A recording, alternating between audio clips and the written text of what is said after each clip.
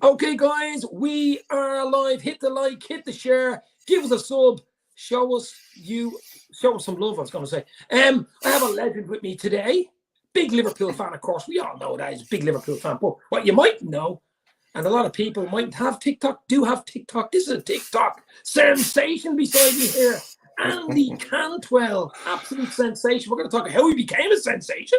I think you've over 130,000 subs and followers, for God's sake. Followers, like a cult. The Andy Cantwell cult. I hate saying it. Like I cringe when I say it out loud. If someone says how many followers and I say I have this many followers, my shoulders clench up and I'm like, oh, I'm sorry. You sound like some sort of a cult in the 70s. You know that way? How many I know, yeah. You're going to have an island on your own and bring them all onto the island. But look, it's great having you on, bud. Thanks for having me. I think I should ask you before Christmas. I just forgot about I like getting people on. Especially, I like getting Irish people on as well, obviously, and English and Irish people, but Liverpool fans in particular, which you are of one. We're going to talk about Liverpool in sort of the second half of the show. But the first half of the show, we're going to talk about yourself. We're going to talk about Martin Tyler. We're going to talk about Jonathan Pearce. We're going to talk about all these lunatic commentatory masterpieces that you've done. And how the hell did you get into it in the first place? Well, it's so like strange how it started. Like it was only literally the last year, and to be honest, I'd never had any intention of making videos, or because my brother is quite famous for that. Like Tony Cantwell, he does a lot of that stuff, and I thought, that's kind of his stuff. What does he do? He's a comedian, and he does a lot of online stuff as well, like that. So I was kind of a bit like no, that's his thing. But the only reason, Liverpool were playing Southampton, do you remember? And I think we were losing 1-0, and then Minamino made it 1-1, made it 1-1, and I just remember thinking Martin Tyler's commentary was real like there was no celebration. It was just like, oh, it's 1-1, and it was that sort of real disappointed sound. And to be honest, I didn't really know that it was a whole big thing already with Liverpool fans. To be honest, I was kind of oblivious going in. That's why I was so surprised. I've learned that, yeah. But I thought the only reason I posted it on TikTok is because I only had 8 or 9 followers, and I thought grand, because I was too self-conscious about it. Grand, no one will see it over there. And then I just went back onto it a few hours later. I was like, oh, it's got 100 likes. That's mad. And then it just kept going. And then someone shared it on Twitter, and then it just kind of took off from there. But it was just the most I hate to use the word random, but it was the most random turn of event. I'm just sitting there and on my lunch in work, and I just thought, I'll make this little thing. Maybe if I can make my brother laugh for my other 2 followers. I'm the real comedian in the family. Is that it? Basically, that's what shots fired at my brother there. That's what that was. But and then it just kind of I'm kind of a bit blown away by it, to be honest. It's taken on a bit of a life of its own as well. You know what I mean? Sometimes in life and in everything, sometimes it's just that little bit of luck or the right time. It's all the timing, I think, as well. I think so, yeah. And but to be honest, I don't particularly dislike Martin Tyler. I just kind of think I know so many people are we can't stand him, but I don't really have a problem with him. It's kind of just the videos have almost become this vessel now of just man who hates goals. I'm sure Martin Tyler's seen them himself, and this is the thing. I always wonder that. I'd say how he takes them. They're so big. I mean, you've some amount of views on some of these bound on someone's bound. Maybe his grandkids I'm sure. showed him. You know what I mean? Yeah, I know. But the thing about it is, the ones where when Salah score, and it's a real, it's so much disappointment in his voice, and mannerism, and his whole tone changes. So obviously he does not. There's some issue with Liverpool. I know Gary Neville's usually beside him. Who hasn't? Do you know what it is? It's more like I don't really know the history too well. Like I said, I've kind of come into it fairly late, but it doesn't bother me if he likes Liverpool or not. Do you know what I mean? It's kind of it's one of those I'm always too busy celebrating the goal anyway to be listening to it. You know what I mean? So it was just one of those, and then it just kind of then I did another one, and then another one, and then it just sort of took off. I think one that really took off was when I did the Martial versus Benteke one, because that was so down for Benteke. He's just like, oh, what a goal. And then when Martial scores 3 minutes later, he's like, oh, yes. Oh. It was too perfect. But so that's it. Did you do one for the Gerrard goal in the Olympiacos back? No. Do you know, like, tell you what, you should do one for that. Yeah, you see, Andy Gray. That one and the one I get called for most is to do the Aguero. But to be honest, like I actually find it harder to make them good when the commentary is already a bit mad. Do you know what I mean? Like, that's true. Do you know what you should do? Do the Aguero one sitting on the jacks. Then get up off the yeah. 2 million views into the bathroom. Well, yeah. So those ones I actually do. I find them a bit harder to do when they're already going mad. Like, but there's a feel like I love Jonathan Pierce as well. Like, I know, like he actually used to really annoy me when I was watching Match of the Day and stuff, because he'd be very sort of like poetic and all this. And at the time when I was growing up, I'm like, who is this guy? Whereas like now I actually love him. Like, I think he's brilliant. He like is him good. Drury's very good. I think Drury's very good. You know what's funny though? Like, I found since I started posting videos, and you get like a lot of comments and people getting in battles with each other in the comments and all that, which is great for the algorithm. keeps the videos open. Yeah. But when I started, everyone was saying Drury's the GOAT, and there was nothing bad said about Drury. And the last one that I posted was the first one where I seen loads of people been like, oh, Drury annoys me with this poetic stuff. Like, I actually love him, but like, it's funny the shift. Like, I've noticed just out of it seemed like it's a complete left turn from last year. Now I'm seeing more people being like, oh, he annoys me, like, and all this sort of stuff. So I mean, would you think you're doing? I know an Irish market, I know it'd be different because I'm born in the 70s, so me growing up, it would have been the likes of even George Hamilton, like in an Italia 90 and stuff like that. You know, the nation holds its breath. The nation, were there. You know what I mean? That'd be great. You know. To be honest, I was thinking I'd love to do a bit of Jim Beglin, because he like as much as I like Jim Beglin, he can sound equally as sort of, it's less for goals, it's just more during the actual general play, especially if it's Ireland. He just seems very, very downbeat. Ronnie Whelan, I find as well, can be a little bit downbeat. As much as I love all the RT guys. Ronnie will put you bleeding asleep. No, what about your man? What's your man's name? Is it Jermaine Jenner? Someone else on even Danny Murphy. I don't hear him that much now, but yeah. He's been on ITV. Here's a good question from Mark Forrest. Who is Andy's favourite one to do? Favourite lip sync?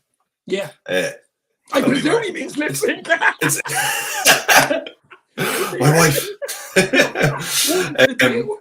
But Martin Tyler is fun to do. My favourite Martin Tyler video, I think, like, this is like, I was saying it on the Day Trippers pod, but the FA Cup final one was so much fun to do, because that was just Chelsea score, Chelsea'd miss, he'd be disappointed. Liverpool would score, he'd be disappointed, and all this. But like, this was the only one. Like I work with my sister, and my sister was sitting beside me, and I made a video, and I just posted it, and I was looking at it, and I was actually crying laughing at my own video. This sounds so egotistical. That's a good sign. I do a lot of laughing on podcasts, but not that good. And I was thinking, like, and she was like, "What's so funny?" And I was like, "I'm laughing at my own video." She's like, "You're such an idiot." But so that one I think is probably my favorite, just because. No, I think you've hit a niche. There was a guy before you. Now I don't know whether he was before you at the same time. There was a black guy. I think he was South African. He used to do Peter Drury, I think, and he had he had like paper cups on his ears and the white. Yeah, I think we're like following each other on TikTok. But like, he's like young noble commentator or something on Twitter. He went viral. He went crazy as well. He's huge, like. Yeah, absolutely. And he gets like he met Peter Drury. The two of them were together and all this sort of stuff. I seen it on Twitter. Yeah. You should do a little collab. Imagine a double commentating collab. That'd be all these ideas, Andy. Come on. I tell you what, I should be writing this down. Is this recorded? Can I get a playback of this, and I'll just write down it's on YouTube next year? and I think what it is it's something different is good. It's something unusual. That's why it catches at the right time. And as I said, Martin Tyler, I even think you stay with Martin Tyler because Liverpool fan base have an issue with him. Not everyone has an issue with him, but a lot of people have an issue with him. And you do usually see them trying to boycott and doing the bleeding commentary for the games. There's so much. But like the reason why, like the last one I did was actually the Nketiah winner against United. And that was the first time doing like an Arsenal one. And they were all saying the same thing. But like I didn't actually share that one on Twitter because I kind of try and limit almost like my exposure on Twitter because Twitter can be very sort of like Twitter's crazy. Twitter's you know crazy. what I mean? I mean, you know what Twitter's like, but like the rest of them like are So grand. is it mainly TikTok? You do Instagram a bit on Instagram and like I'd put it everywhere. Like whatever I put out, I'd put out. Like to be honest, I'd probably put it out more on Instagram and TikTok, and I'd only put some stuff up on Twitter. Just I don't know why, but I just kind of feel like Twitter. I just kind of try to keep a little bit of distance from. You know what I mean? Yeah, but Twitter's good for. I mean, you'd be surprised how many people can see it if it gets retweeted. You'd be very, very surprised. To be honest, I mean the one that did the best was the Salah goal against Spurs when Dyer kind of misses it and Salah's 1-on-1. Yeah, I got like thousands of retweets, and I'm just like, you're just looking at your phone, or you'll check it after an hour. I'm like, fuck, I hope I'm cursing this. Crazy, like, fucking hell! It's a nice feeling, though. It is a nice feeling. It's a nice. That's cool. Like, it's nice, all right. The only problem that I have on Twitter is that people like would genuinely be like, you know, wanting him dead and like tagging me, and you know, like I don't want to be a voice for that very extremist group, so I'm always just a little bit cautious on Twitter. You know what I mean? But look, Twitter's a different bleeding dimension. Let's be real here. You know what I mean? Yeah. It's an alien. It's quite dimension. negative. It is. It's negative. It's toxic. It's a toxic sort of place, really. I've never had a huge amount of crap on it. You get bits on YouTube, fellas texting you, you're not a real Liverpool fan. All this shit. You get bits of that. Based on what, like? Based on what? Why would they ever say you're not a real Liverpool fan? Because you're Irish. You're not. Oh, okay. Sure, you're not from England, Liverpool, that type of thing. You get bits of that. Bullshit. Okay. Bullshitters. Straight up bullshit. But Didier, man, geez, you wouldn't be able to do him. He can't even fucking talk. Imagine doing Didier, man. You'd fall asleep. Doing Didier, man. Just notice this. Just this rogue eyebrow just always goes up whenever he's talking. Like,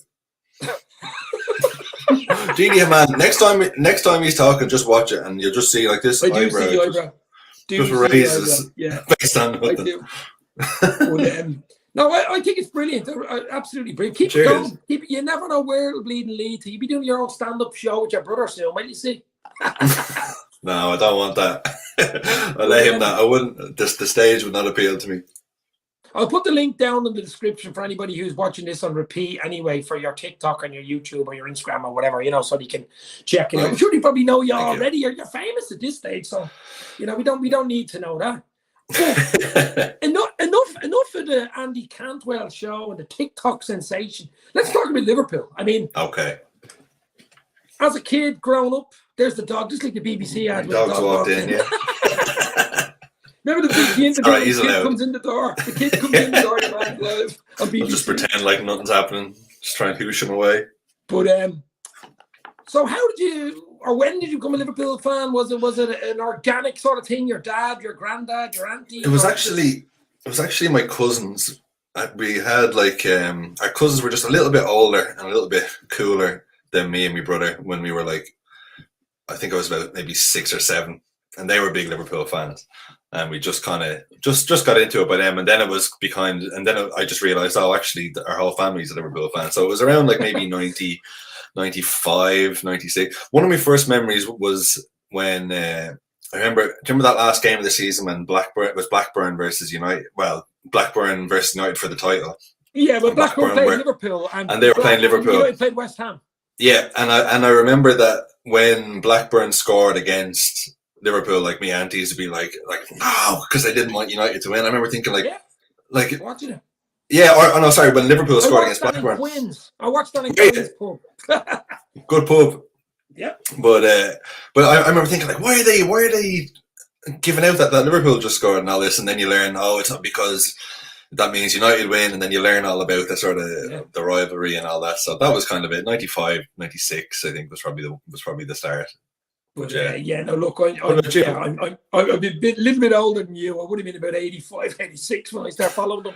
And I was about you caught some good times before it sort of went down in the 90s and then started to come back up. I'm 50 this year. I'm 50 now. Yeah. So you've seen the good times in the 80s, like some. Now, I wouldn't have been. I mean, I really got interested in football. You could say España 82, but really it was Mexico 86. Which, was just unbelievable. Panini sticker albums and all this type of thing. I think we still have it in the attic. That bloody must be worth a few million because it's full. So you can look at that. Like obviously Liverpool won the double in 86. So it was football city from then on. So around 85, 86 for Liverpool for me. And remember, there's always an Irish connection to Liverpool.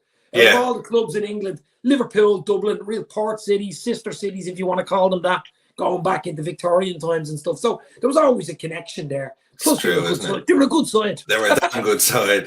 But it's funny because you kind of notice then, like, in the 2000s, a lot of people growing up then, they're United fans because United were obviously winning all through the 90s, and then those people's kids grow up and be so. It always seems to be Liverpool and United to have like they'd be the main teams, wouldn't they? In Ireland? Yeah, I think so.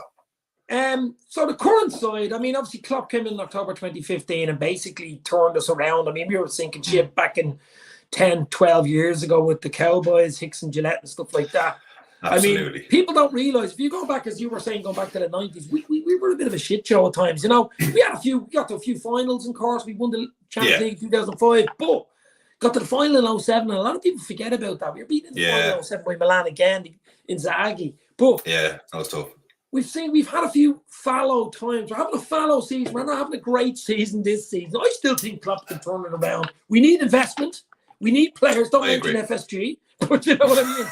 So what do you think? What do you think of the roller coaster that has been Jurgen Klopp since October? It's up until this season, and to be honest, even obviously, you still have faith, and I agree. I still have faith in him. Well, obviously, I have faith in him, but I have faith that he can turn it around this year.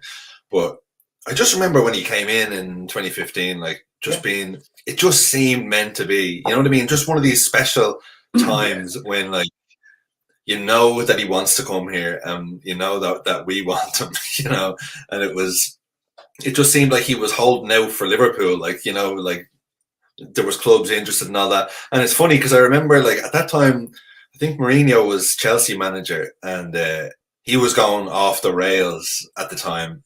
And I remember I think it was after the draw against Everton that Rodgers got sacked and all that. And I'm pretty certain that they were thinking, okay, Mourinho is losing it. He's going to get sacked any day, and Chelsea are going to go for Klopp. So we'll swoop in now and get him. And I'm glad they did, because it was just. It was a marriage made in heaven, to be fair. It just seemed like the right fit. When he was at Dortmund you never walk alone and all in the crowd, and they've like a spy on cop type thing at Dortmund Stadium.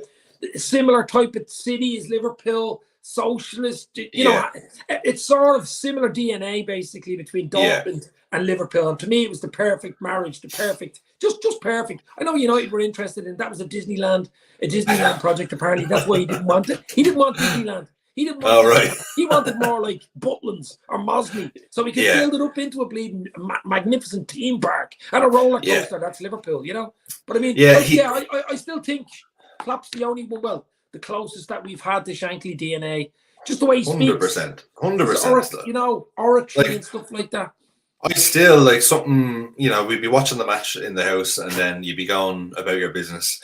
After the match, and then when he comes on to give an interview, I do very much just kind of stop what I'm doing and turn it up. You'd listen. Yeah, I stop and I listen, and you know, he just seems so wise, even not in a more than a footballing sense. You know what I mean? He just seems to get it, and I just think, and you could just tell from 2015 on, it was just, you could see the improvements year on year, and you could just see where it was going. The style of play was just scintillating, and then when the front three really formed with Firmino, Mane, and Salah, and I mean, it was just one of the best. I mean, and then adding obviously Alisson and Van Dijk. It was, I mean, I was recently I was on a podcast with Red Men TV, and I was naming my top Liverpool 11 from my lifetime, but it was basically the current team, barring like Gerrard and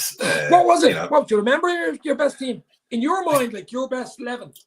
Well, technically, it was actually supposed to be my favorite 11, so that's why I have Dirk out on the right wing. But because he is one of my player. Very he's probably my favorite.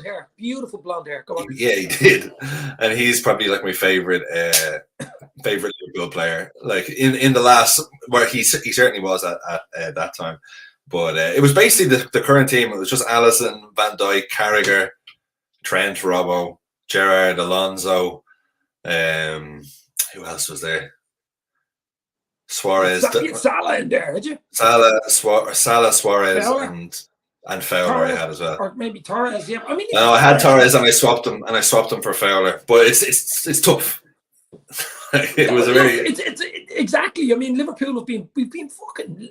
Even thrown Michael Owen. Michael Owen had 2 or 3 seasons which were fucking unbelievable. People forget that, and the fact he moved to United, a lot of people do forget a lot of stuff Michael Owen. Yeah, and to be honest, like throughout all of our ups and downs in like the 90s and the 2000s, we've always been blessed, I feel, with like very good strikers. Yeah. Like almost like barring the year that we won the Champions League, ironically, but even Barros had his moments. But Cisse, Dribbly, yeah, we can forget that FA Cup final goal. But yeah, he got the goal in the 06. He got back into it, didn't he? With Gerrard ball over the top. Yeah, lovely goal as well. Yeah, I liked him. I only seen it today. It was on Twitter.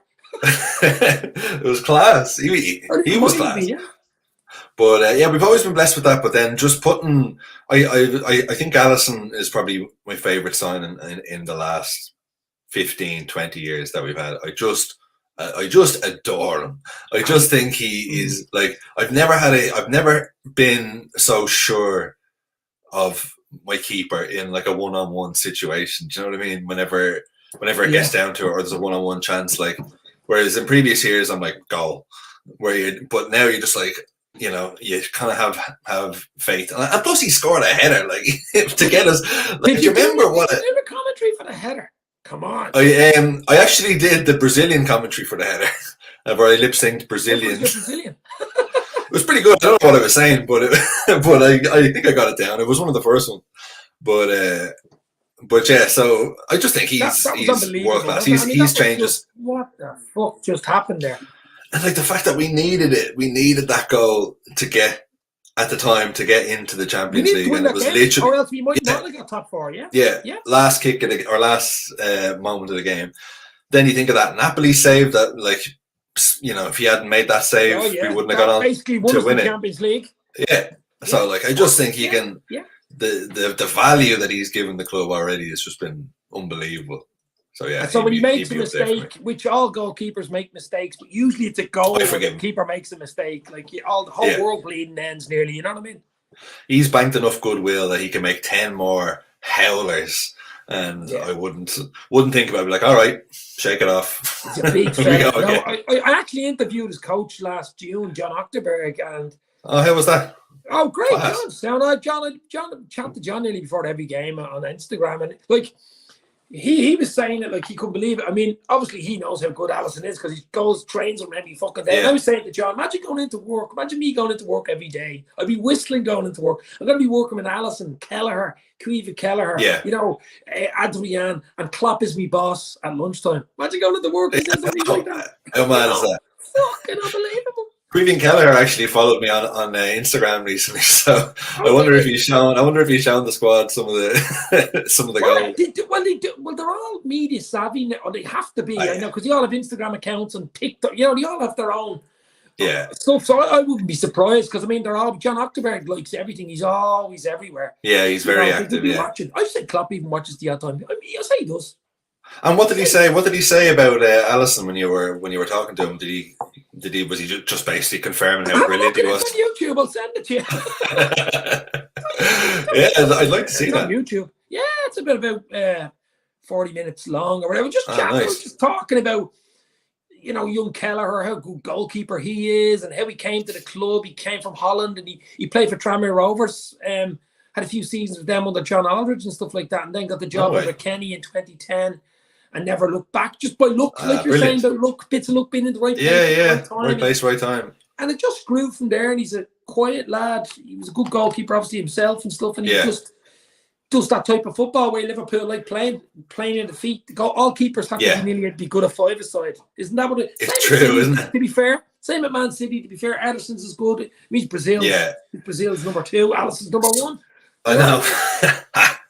But some of the composure though during those, like, you know, like Ederson as well. Remember that one where Jota was just coming in, like the absolute prick as well. But it was just he was so close and just cool as you like, just off the line. There's a player you just mentioned him there, Diogo Jota. There's 2 or 3 players, and Diaz and Jota have been huge losses for us. I know the midfield's the problem. And FSG, that they don't spend money and all this type of thing. But Jota, Diaz, you'd miss those 2 players. You'd have them on the bench. Huge. A difference in the midfield with the 5 sub rule. You know what I mean? 100%. Just, I mean, like on paper, like the team is still so good. The problem is just this weird. Confidence as well, though. It's very strange. It's the worst I've seen us play consistently in as long as I can remember. Well, since Klopp's been there. Definitely since Klopp. Even during the COVID season and all that, where we lost a bunch of home games, because you could kind of you could see that, you know, some of them were a bit unlucky, and some of them, you know, we just couldn't get the ball in the goal. But this year it just seems to be something else, like, you know, that's the worrying thing. Like, you can't quite put your finger on it. It is like you said, a confidence thing. Like, it's even more, probably a bit more than a confidence thing. I mean, the age profile, the midfield and stuff, and we're relying on players that played a 63 match season last year, which was fucking a ridiculous season when you think. Probably never play 63 games ever again. I mean, that's a one-off. We've never done it before. We probably never do it again. Do you know what I mean? Exactly. Probably won't. So that's I think that has a big impact into Fabinho and Henderson's form, I think, and, you know, Trent's form, even, like, he, you know. I think Fabinho's form is just I mean, from a player that's possibly been one of the best CDMs in the last 3-4 years, top 3 anyway in the world. I mean, you're going to maybe say the top, you know, people's different opinions.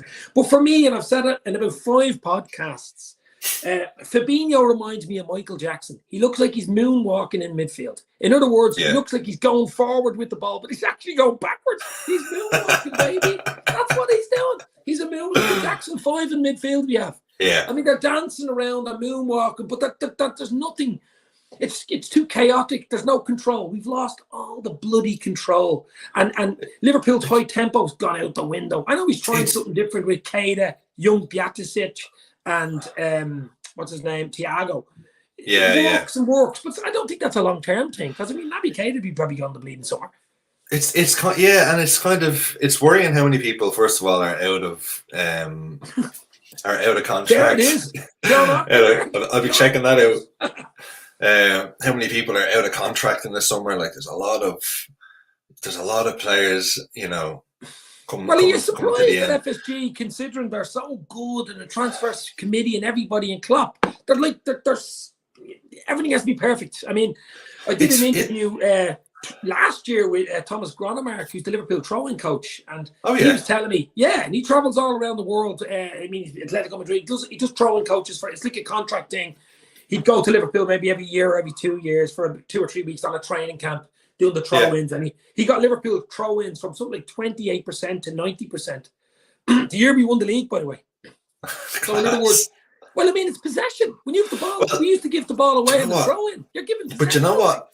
As well, like, that stuff with, like, getting a throw-in coach and, like, you know, the way, and I've seen a few, like, analysis of, you know, when Liverpool are in penalty shootouts, that they've got a system where, like, the keeper hands the ball to the kicker. Yeah, and they have a whole thing, and you could see even during the World Cup with England, like Henderson doing it a bit with England, where he's shielding he's shielding other players from getting into his head, and they're very controlled about the situation. And I just think that sort of stuff. I mean, when you think of the amount of penalty shootouts that we've won, even in recent years, like there's such value to that I think, I think they brought in two guys. I don't know if the German neuroscientist guys in about 2 Yeah. seasons ago. Yeah, 2 seasons ago. And That's it. Yeah, This was a psychological thing where you block everybody out when you're taking penalties or a free kick. That's what it was. Yeah. Yeah, and it worked. Like, and that's the thing. Like, they were so like Liverpool's whole system. Everyone was trying to emulate. You know, like mentality monsters. Exactly. It wasn't like we weren't going spending. I mean, we spent big money on certain players, but like in comparison, we had a different model of, you know, a different style of playing. And I just think like that's great that we almost became greater than the sum of our parts. But now that the system's a bit broken, it's kind of it feels like it's harder to put to get it right than it would be in like another team, because we're so dependent on that system. We're basically like a game of Jenga. Yeah. And if you pull one little bit out, the whole fucking thing falls down. And I mean, you could say you took Mane out. He's part of the Jenga. I don't know. We miss him. We do miss them. But I still thought at the start of the season, I mean, I've been doing this now, say 4 years. So every game I'm doing something. So at the start of the season, when we beat City in the Charity Shields, remember that game? It was a great game. We beat them. Everybody was going, including myself, because I can look back because it's all recorded, saying, let's go. It's going to be us for City for the title this year. Looking good. Nunes will fit in, do this. Yeah, you look great. No one really crying in August. There was the odd people, you'll know them on Twitter, saying we should have signed a midfielder, we should have did this. But when everybody was fit, it looked okay, to be fair. Yeah. Problem was, when key injuries happen, then it just shows up on you. You know what I mean? Yeah. And then it goes back to, why didn't we buy a midfielder? We're too old in midfield. Thiago, Hendo, Fab, they won't play again. I don't think it's a three. I just think every time they've played, it just slowed right down. That's so mad, because like Curtis Jones hasn't quite done it, to be fair. No, not yet. And like, we've no injuries really in midfield. You know, like that's the thing. Like, it's kind of you know, I keep telling myself, when certain players are back, but I keep forgetting that like all our midfielders are fit. Like, this is it. That just the form has just dropped somewhat. But man, I miss Diaz. I miss Van Dijk. I miss Jota. I miss Salah even. Like, and Salah's playing. What happened, melodramatic signing? What happened to him? Oh man, I feel like that's gonna go down as like a punchline in some sort of like in future transfers. That'll be one of the weirdest transfers in history in about 20 years on a video channel. Some sort of weird YouTube channel. Why did Liverpool? Whatever happened to £20,000 a week? He never. Exactly. You just see those videos like, whatever happened to Arthur Mello? And then he was found with Kabak and Davies in the dungeon, LFC dungeon. I mean, it's some say he can still be roaming the streets of Liverpool. But that was a melodramatic sign. But I mean, look, we're going to go now in a minute, guys. Hit the like, hit the share. I'll leave Andy Cantwell's TikTok, because that's the big one. That's where his fame exudes from. In the link down below. But, do you like that, Andy? Yeah. I think I don't know if it's just like an Irish thing, but whenever someone's praising me, I'm always like, stop. It is an Irish thing. Bono's is the same thing, doesn't he? Absolutely. Also, Irish people don't like praise. That's it. Well, you know what? I love it. The Oscars, the Oscars that we're all apparently going to be getting in the next few weeks. That we've loads of people, Colin Farrell and Brendan Gleeson. We've something like 13 or 14 chances to get an Oscar. Yeah. And then you hear the guys on the radio, listening to News Talk or RT, whatever it was the other day, and he's going, relax, it's grand. And your man's going, Irish people don't like it. Don't like praise. It's just not in our DNA, really, is it? No, even Colin Farrell, I seen he was just like, it's like, it'll be a bit of crack, it's real like downplaying it, which is a very sort of way to be though. I mean, it doesn't let you go to your head. I suppose it is. Well, that's the thing. Like, there's always the fear of someone like just. I don't know. Again, I don't know if it's an Irish thing. There's always a fear of just someone in the back going like, "Your man's a bit full of himself, isn't he?" Do you get that in the pub, do you? Not really, because I'm always so like I'm just hiding away in the corner. Like, there's that TikToker over there. There's that. Yeah. Anyway, sorry, I don't mean to swear on your show. That's all right. Of course, all the time. But there it is. There, look, Andy Cantwell. Nice one, Mark. Short. Thanks, Mark, for putting that up. Check it out. Check it out down below. Right? And if anyone follows me on Instagram, I also do a podcast with a mate of mine. We chat shite about movies. You can see a link of that. Do you? I To didn't the know pod that. in my Instagram bio. Yeah, we do a lot of like movie reviews. Basically, he's a movie buff, and I'm a real sort of. I'm not basically. So it's basically me annoying him with my very bad takes Would it be on up and movies. coming movies or old 80s night? The old ones we did. Yeah, we do like what do we do? Nicolas Cage. We did a few Nicolas Cage movies like Con Air and Face Off and The Rock. A few reviews of Wicker that. Man. Yeah, no, we didn't cover Wicker Man, but Crap movie that was. Oh, so I heard.